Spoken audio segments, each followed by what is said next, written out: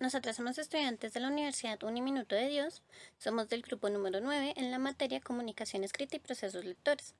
Nuestro grupo está constituido por Romero Castillo Laura Stephanie, Navarrete Valencia Joana Paola y Sánchez Díaz Daniela.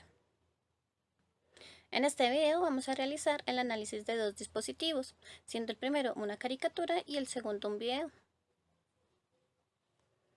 Iniciaremos con la caricatura, la cual es del autor Matador.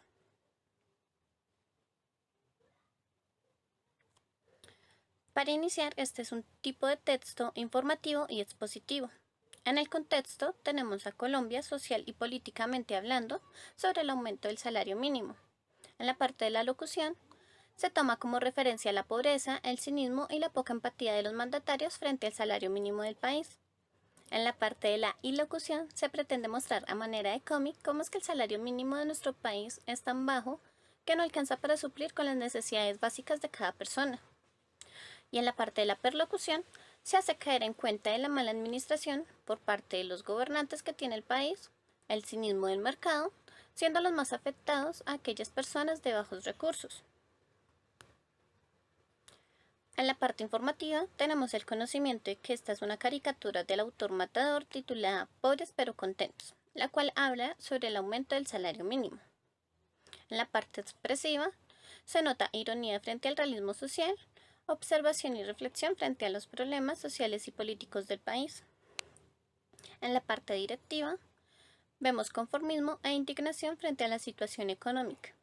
En la parte argumentativa observamos desigualdad económica, empobrecimiento, realidad social injusta, diferencia de clases sociales.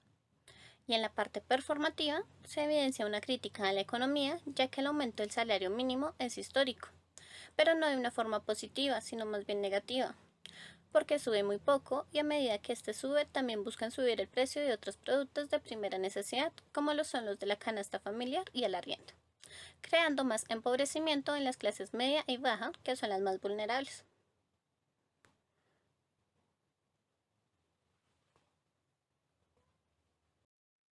Buenas tardes, como viene exponiendo mi compañera Daniela. La conclusión, a pesar que para el 2021 en Colombia se realiza el aumento del salario mínimo del 6%, esta aún es tan poco que evidencia más pobreza y desigualdad del mundo. Premisas y razones sobre esta problemática. 1. La desigualdad. 2. El aumento de desempleo. 3. La tasa de pobreza. Y 4. No alcanza para la canasta familiar. Argumentos, autoridad o personas que hablan sobre esta problemática. 1. La desigualdad.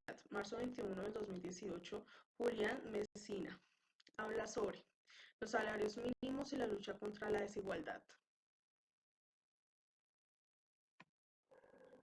Los aumentos de salario mínimo no siempre funcionan. El aumento de salario mínimo durante la recesión puede perjudicar, puede poner en aprietos a empresas que no se pueden permitir pagarlos, empujándolos a despedir empleados o contratar informalmente con salarios inferiores al salario mínimo y sin protección laboral. Como consecuencia, hay más personas en el sector informal y mayor desigualdad y lugar de lo contrario.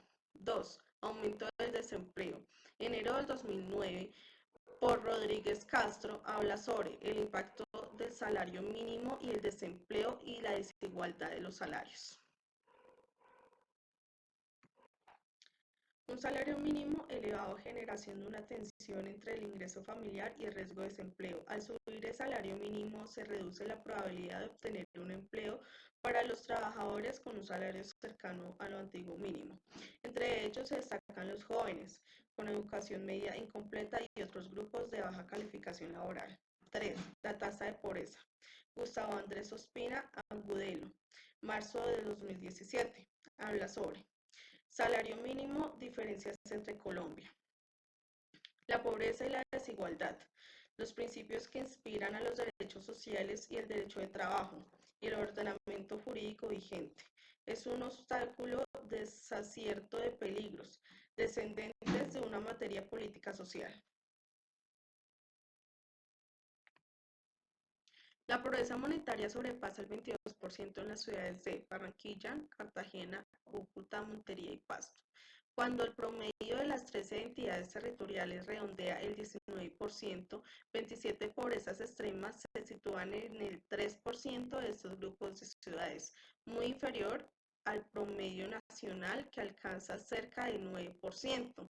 Las ciudades que superan estas cifras son Cúcuta 6,9%, Cartagena 4%, Pasto 4,2%, mientras Manizales y Bucaramanga registran una cifra más baja. 4. No alcanza para la canasta familiar, domingo 1 de agosto del 2021 en Fobay. Habla sobre el estudio que revela gasta la plata de los colombianos y el salario mínimo les alcanza para vivir. De acuerdo a las cifras departamentales administrativas de estrategia DANE, un salario mínimo o menos, lo que porcentaje equivale a un 43,3% de los hogares colombianos.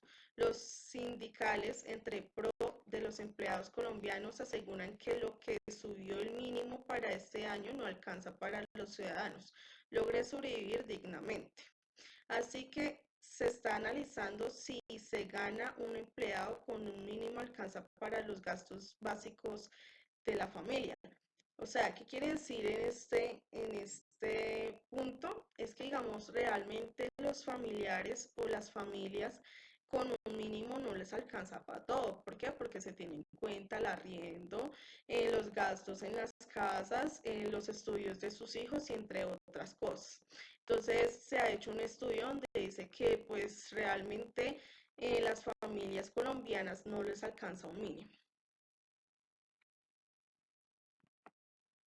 Ahora les vengo a hablar sobre el otro dispositivo. Función, información, video sobre falsas vacunaciones, la incoherencia de los partidos políticos. Expresiva, evidenciar problemáticas, indignación, reflexión sobre dichas problemáticas y enojo sobre los sectores de los partidos políticos y generar controversias con los temas. Falsas vacunaciones, la incoherencia de los partidos políticos de forma humorística.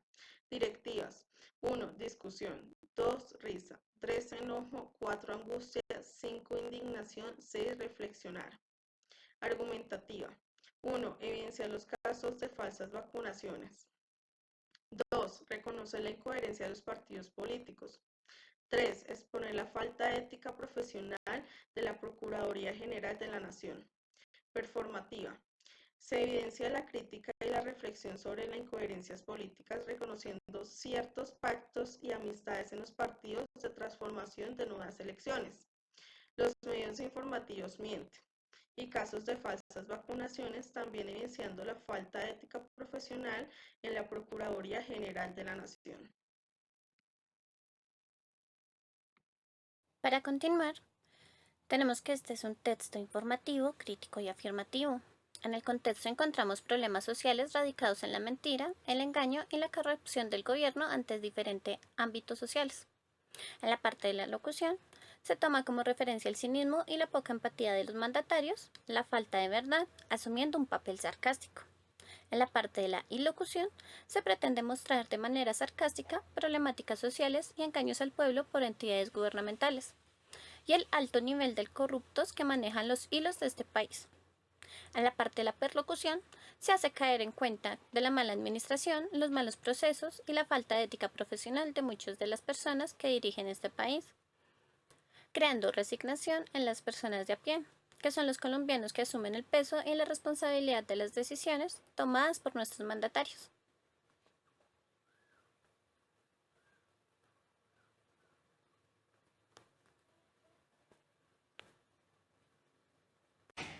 En conclusión, vemos cómo el abuso de poder y la corrupción en este país no tiene límites y ha llegado a tal punto que tanto entidades públicas como privadas generan desigualdad y por ende mayor pobreza, menos oportunidades y estancamiento sociopolítico. No obstante a esto, al Estado le cuesta el 17% del presupuesto general de la nación para combatir con este tipo de problemas sociales como son la corrupción, los cuales ni siquiera deberían existir y podrían ser utilizados con otros fines. Hay distintos apartados escritos que hablan sobre la corrupción y la desigualdad, los engaños y las mentiras y las falsas promesas que le ofrece el gobierno al pueblo, los cuales pueden ser combatidos simplemente fortaleciendo órganos de control con suficientes recursos e independencias, asegurando las contrataciones públicas abiertas y transparentes, libres de conflictos y a bajos costos, defendiendo la democracia y garantizando el acceso a la información pública, según como lo indica la revista República. Como bien saben muchos de ustedes, a nosotros ni siquiera nos mata una pandemia, a nosotros nos mata la corrupción. Muchísimas gracias.